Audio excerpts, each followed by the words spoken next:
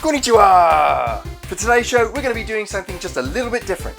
I'm going to be talking about my favourite retro game, my most expensive retro game, and my most unique retro game. And if you're watching, I want you to do exactly the same. Use the comments below, make a video, put it on YouTube, stick a link in the comments below to an Instagram feed of your favourite game, your most expensive retro game, and your most unique retro game. So what are we waiting for? Let's check out mine. Game on!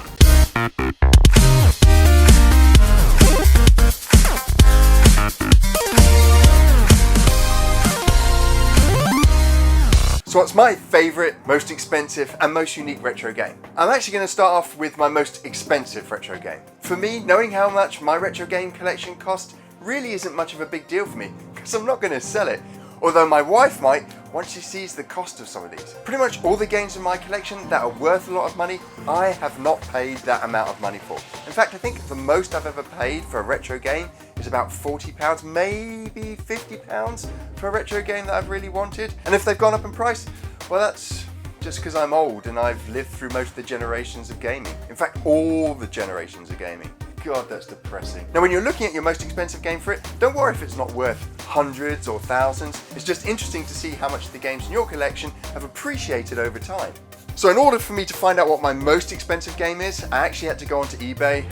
I hate eBay for this kind of thing, but it does give us a kind of barometer for how much games are worth. I use the camera app that allows you to scan the barcode in, and I switched the filter on for completed listings. So I went through my entire collection from Generation 1 all the way through to Generation 6. So Generation 6 obviously has the PS2, GameCube and Xbox in there.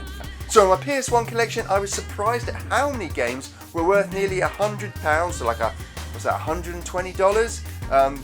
The Street Fighter games, there are a few of the Street Fighter games that are going for around 80 to 100. Viewpoint was going for like 60 or 70. Even Project Overkill was going for just over 100. I wasn't expecting much from my PS2 collection, but I was surprised to see Dragon Blaze pushing near the 200 mark.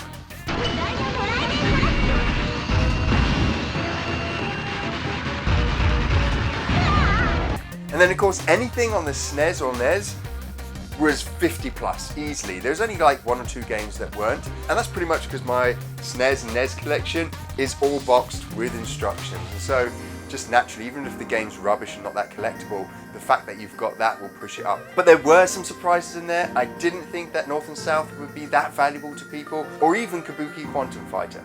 But my most expensive game was an utter surprise to me. I had no idea how much this game was. It's been sitting in my collection since I bought it. I've played it maybe once. I bought it when it came out, and I bought it for like £30, I think it was. It's Kyo Flying Squadron on the Mega CD. Now, I purchased this brand new when it first came out for £30, and I've got it in mint condition with the original spine as well. And this game has been selling recently, like within the last 2 or 3 months, for between £500 and £1,200. And most of them don't even have the spine. That's ridiculous. I think I've played this game maybe 2 or 3 times and then stuck it back on the shelf, and that's why it's pretty much mint. But yeah, Kyo Flying Squadron, the most expensive game in my retro gaming collection.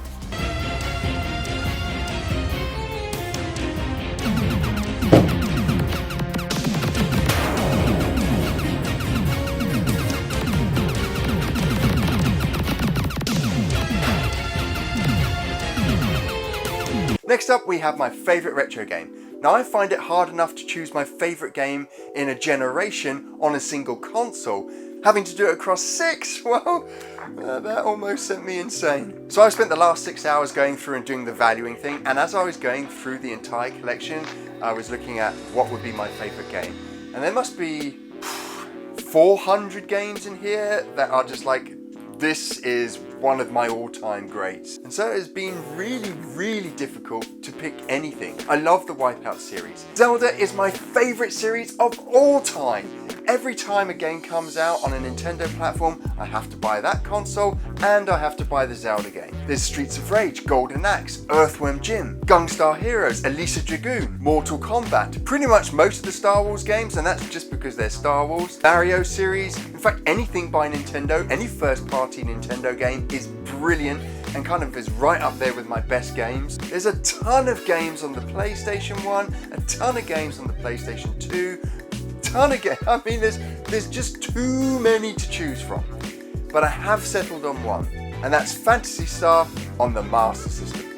Now, Phantasy Star isn't my favorite game for game mechanics and graphics. It's definitely one of the best all-time RPGs, and when it came out, it was groundbreaking. The sound, the visuals, the gameplay in it, it is a stunning game. But yeah, I wouldn't say this is the game that I've sat down and just loved playing because of the mechanics of it, because of the graphics of it. But it's still my favorite game, and that's because this is a game I played with my father. And it's probably the first time that me and my father sat down and played an RPG from beginning to end together. I have a folder which has every single dungeon mapped out, every single item, where you can find it, the strength of every single weapon, where you find each character, and every single planet mapped out. We spent hours playing this game, taking turns to play the actual game and to map out the different dungeons and worlds. So the overwhelming amount of nostalgia I have for this game means that this definitely is my favorite game in my retro gaming collection.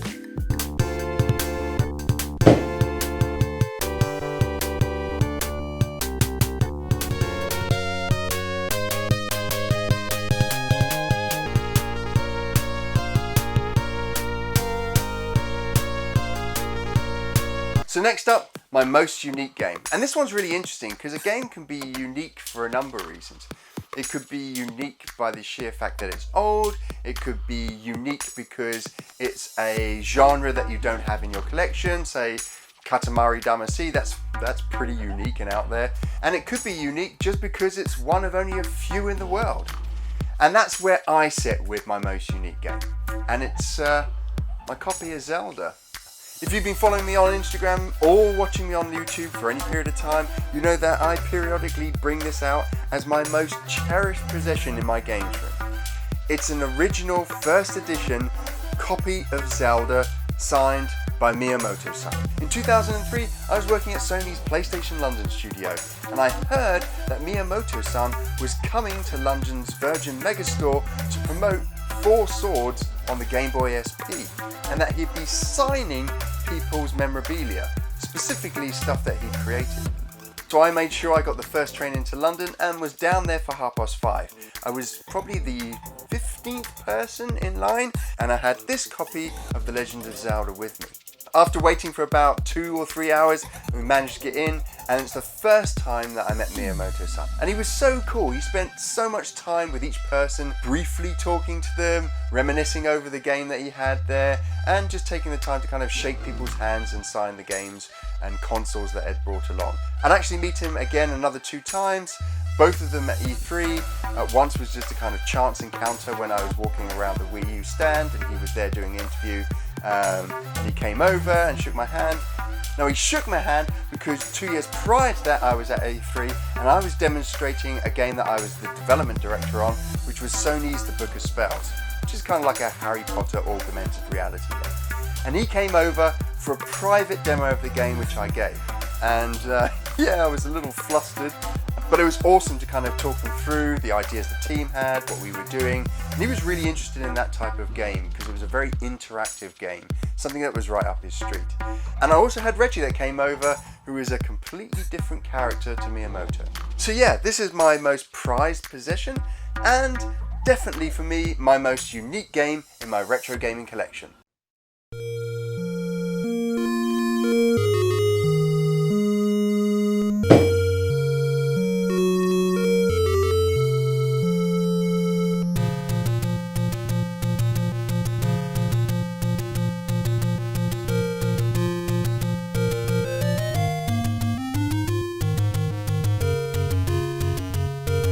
So those are my 3. Now it's up to you. What is your most favorite game? What's your most expensive game? And what's your most unique game in your retro game collection?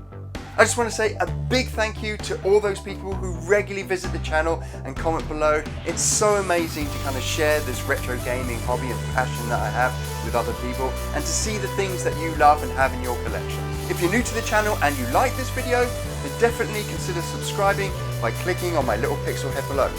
And as I say at the end of every video, you might as well check out these 2 videos as well.